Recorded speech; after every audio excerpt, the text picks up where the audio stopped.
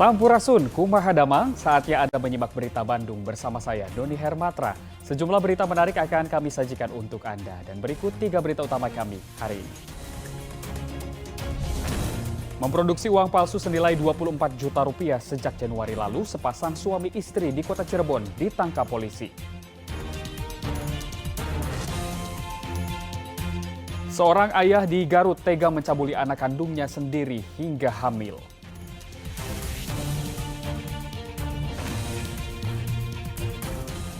Cegah penularan penyakit mulut dan kuku, pedagang sapi kurban berjualan dari kafe.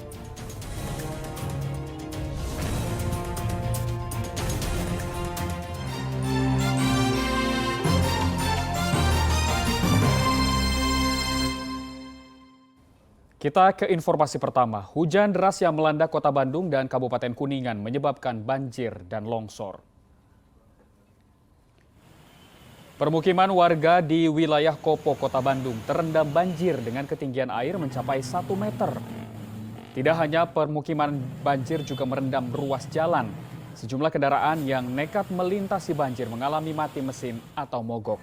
Selain hujan deras, banjir juga diperparah oleh luapan sungai Citarip serta drainase yang sempit dan dipenuhi oleh sampah. Menurut keterangan warga, wilayah ini sering dilanda banjir jika hujan turun. Sementara di Kabupaten Kuningan, tebing jalan provinsi di Dusun Calingcing, Desa Cileya, Kecamatan Cimahi, longsor. Bencana longsor yang disebabkan oleh hujan deras merusak salah satu rumah warga. Tembok pada bagian dapur jebol tertimpa oleh material longsor. Pasca kejadian, warga pun bahu-membahu membersihkan material longsor.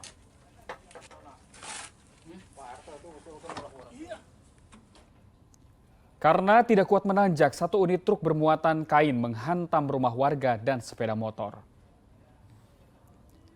Peristiwa ini terjadi di Tanjakan Pangeran Sugi, Kecamatan Kota Kulon, Kabupaten Subang. Selain tidak kuat menanjak, truk juga mengalami remblong. Saat ini pemilik rumah dan sopir akan berkoordinasi terkait ganti rugi kerusakan rumah dan juga sepeda motor. Hingga Selasa siang, proses evakuasi belum dilakukan karena masih menunggu mobil derek.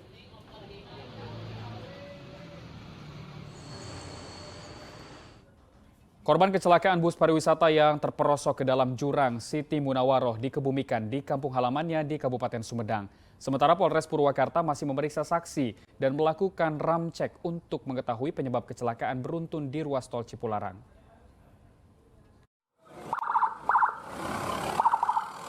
Tepat pukul 2 siang, jenazah Siti Munawaroh tiba di kampung halamannya di Desa Cisempur, Kecamatan Jatinangor, Sumedang. Isak tangis keluarga pun terdengar saat jenazah Siti dikeluarkan dari dalam ambulans. Siti Munawaroh merupakan korban terakhir yang berhasil ditemukan dalam kecelakaan bus pariwisata yang masuk ke dalam jurang di Raja Polah, Tasikmalaya. Sebelum dikebumikan, jenazah Siti menjalani rangkaian prosesi pemakaman. Setelah disalatkan, jenazah Siti langsung dibawa ke TPU Desa Cisempur untuk dikebumikan.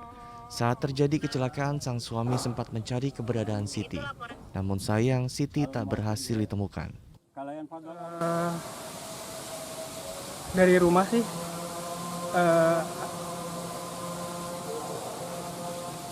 mendengarkan lagu-lagu yang perpisahan seperti itu. Terus ketika duduk pun merasa tidak nyaman.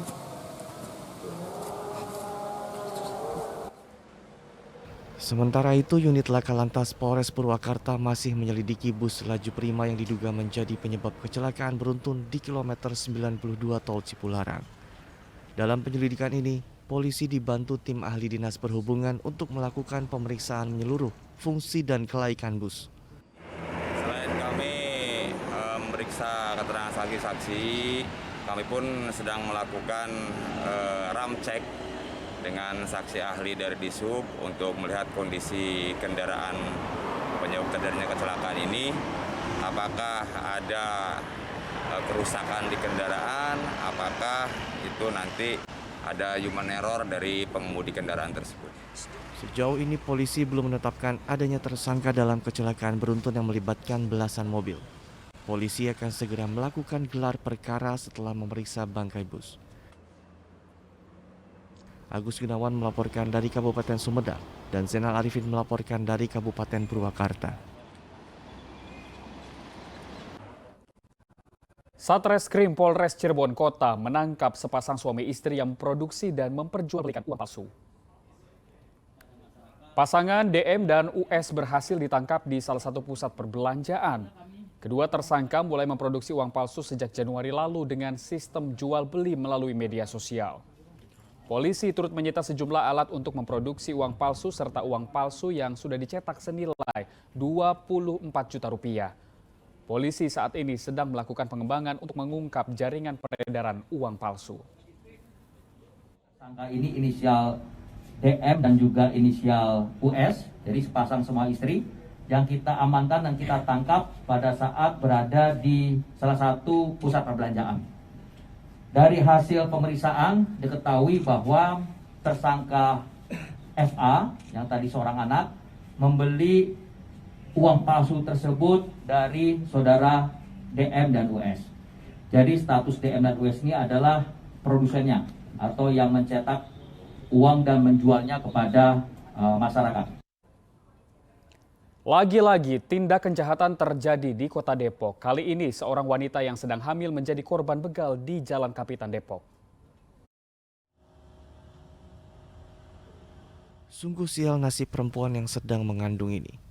Saat sedang menunggu suaminya di Jalan Kapitan Cimanggis Depok pada pukul 3 pagi, korban malah dihampiri oleh dua orang begal yang membawa senjata tajam.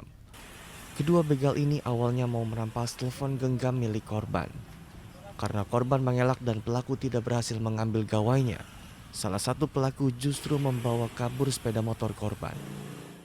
Motornya berhasil bawa, cuman dia ingin merampas satu buah HP tapi gagal. Sedangkan pas terjadi kegagalan itu kunci ada di sana di motor. Warga juga menambahkan kini korban masih dalam kondisi trauma. Sementara kasus ini telah ditangani oleh Polsek Cimanggis. Nahyudi melaporkan dari Kota Depok. Saudara, perbuatan ini tidak patut untuk dicontoh karena seorang ayah di Garut tega mencabuli anak kandungnya sendiri hingga hamil. Sejak Januari lalu, pria berinisial AS tega mencabuli anaknya sendiri sebanyak 6 kali. Perbuatan bejatnya membuat korban AT yang masih di bawah umur kini hamil dengan usia kandungan 5 bulan.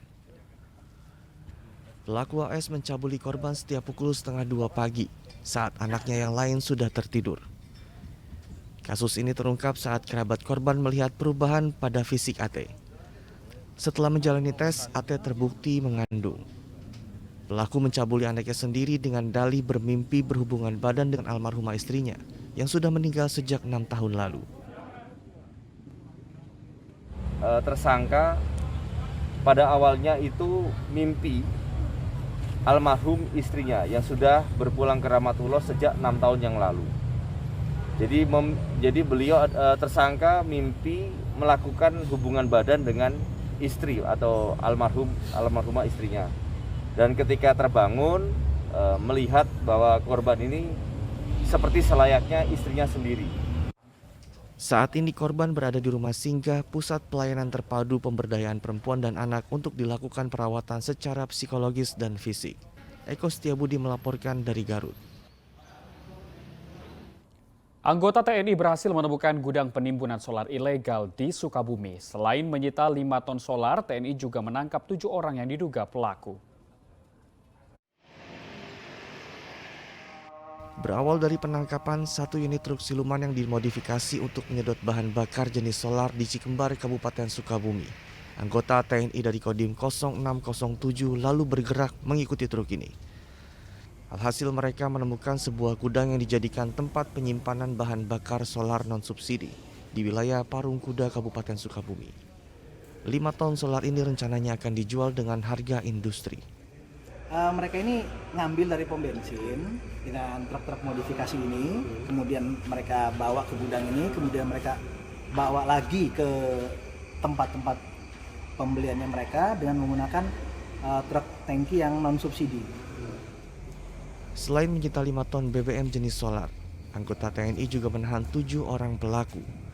TNI dan polisi akan bekerja sama untuk mengungkap kasus ini karena diduga masih ada tempat penyimpanan lain. Asep Didi melaporkan dari Kabupaten Sukabumi.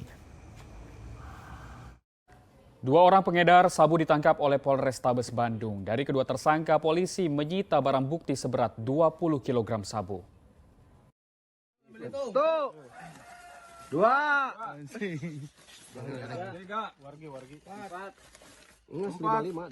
Satuan Narkoba Polrestabes Bandung berhasil menemukan sabu seberat 20 kg yang dikubur di halaman salah seorang tersangka berinisial JS di Alam Barajo, Kota Jambi.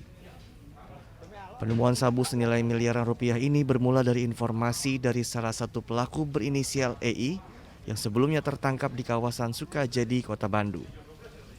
Rencananya puluhan kilogram sabu akan diedarkan di wilayah Bandung. Di Jambi kami gali tanah tersebut sesuai dengan keterangan dari saudara EI, ditemukan barang bukti sekarang yang kami rilis 20 kilogram sabu. Tersangka EI sendiri dijanjikan akan diberi upah 300 juta rupiah oleh pelaku lainnya yang saat ini masih dalam pengejaran polisi. Perjanjian upah tersebut merupakan uang jasa untuk mengantar paket sabu ke pengedar lain. Atas perbuatannya, kedua tersangka terancam hukuman penjara seumur hidup. Muhammad Rizal melaporkan dari Kota Bandung.